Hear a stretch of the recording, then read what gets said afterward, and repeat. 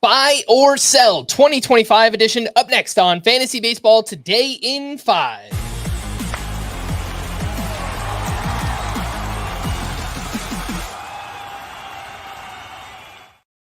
Welcome into FBT in 5 on Thursday, September 26th. I am Frank Stampfl, joined by Scott White, and let's do a little buy or sell, looking into the 2025 crystal ball. Literally, this crystal ball, if you're watching on YouTube. George Kirby turned in a quality start at the Houston Astros. 6 innings, 1 run with 6 strikeouts here on Wednesday. Scott, buy or sell? Kirby should be the top Mariners pitcher drafted in 2025.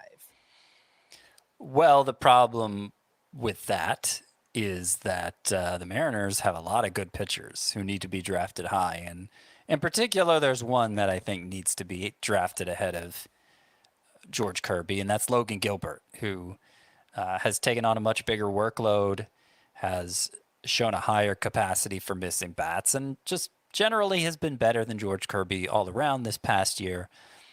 I think you could argue maybe Gilbert, apart from win-loss record, he's had really bad win-loss luck. But apart from that, you could argue Logan Gilbert's maybe overperformed a little, but I still think you have to take him ahead of George Kirby next year. So I sell that for Kirby.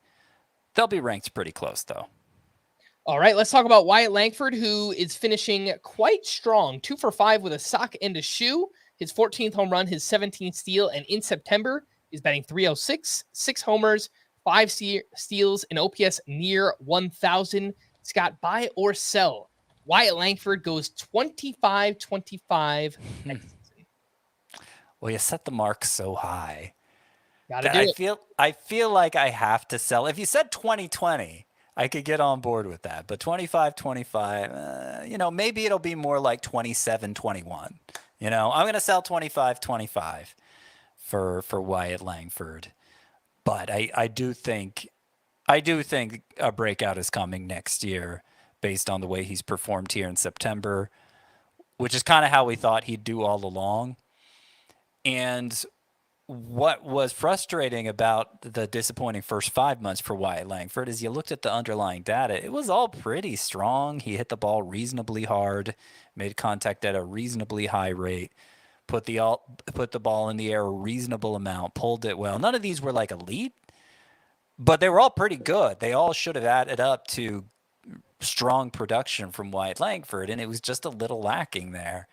I think a lot of it was just experience, getting acclimated, and now he's acclimated. 5 months later, we're seeing Wyatt Langford achieve his final form, and hopefully we get a full year of that next year, and it ends up being a really strong season in fantasy. Yusei Kikuchi has pitched really well with the Houston Astros. He faced the Mariners here, 6 innings with 2 unearned runs, 8 strikeouts, 16 whiffs on 98 pitches. And in 10 starts with the Astros, a 2.70 ERA, a .92 whip, 76 strikeouts over 60 innings pitched. Scott, buy or sell? The Astros have unlocked Yusei Kikuchi. Well, it depends what you mean by that. I'm going to sell it because what I think you mean is that this is just who he is now. Who he's been with the Astros is who he's going to be from now on. And I think it's optimistic to say that. He has made a clear change with the Astros. He's thrown his slider about 37% of the time. In years past, it would be more like 25%. So increasing the usage of that pitch has unlocked something new for Yusei Kikuchi. But I do fear it's only temporary. He has a tendency to fiddle with his pitch selection. And he's a free agent this offseason, so I'm not even sure he'll have the Astros, talking in his ear, telling him, hey, throw your slider more. So I'm going to sell that for Yusei Kikuchi, and I think there are going to be the usual ups and downs for him next year, wherever he winds up. Let's wrap up with a pretty big news item here from Wednesday. The Mets and Braves, they have obviously this hugely important series going on to determine who will grab one of those wild card spots in the National League. Both Wednesday and Thursday's games were postponed due to Hurricane Helene.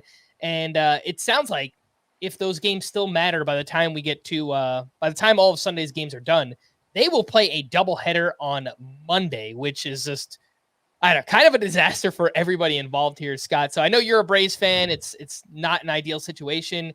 We're also getting questions about whether or not these games are going to count for fantasy. And I think it's a fair question. Yeah, it's a mess. It would have been nice if it was handled some other way, because now, presuming they have to play that doubleheader on Monday, whoever wins the doubleheader, great. Yeah, your pitching staff's totally worn out for the playoffs now. Yeah. So that's frustrating. In fantasy, if you're in prize leagues, I think there is a predetermined cutoff date. It can't go past this date, and I'm pretty sure that means that doubleheader's just not going to count. But if you play the commissioner product, which is generally what we cater to here on this podcast, then that means your league has its own commissioner, and it's kind of up to him. So if you can choose to count it or not in your league, I have yet to find out what the default setting is. I would recommend counting it, particularly if you're playing the last week of the season. You're somebody who wants to include the entire regular season, and these are regular season games. So I'm not saying you give your league a chance to reset their lineups, putting all the Braves and Mets in that they can, but I am saying you just go ahead and continue to see the season into Monday and count that doubleheader. All right. For more extensive fantasy baseball coverage, listen to the Fantasy Baseball Today podcast on Spotify, Apple Podcasts, or anywhere else podcasts are found. Thanks for listening to Fantasy Baseball Today in 5, and we will be back again tomorrow. Bye-bye.